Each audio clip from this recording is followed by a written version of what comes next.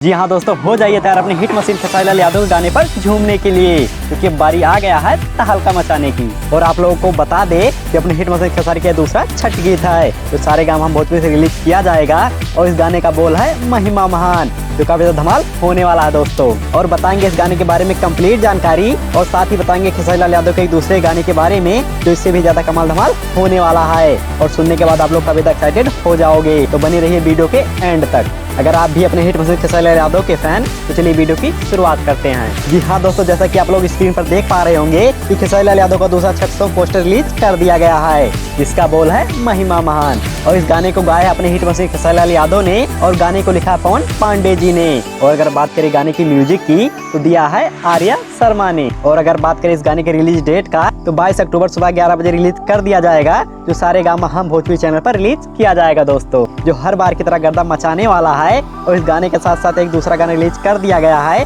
जिसका बोल है ठोका तानी ठेकुआ।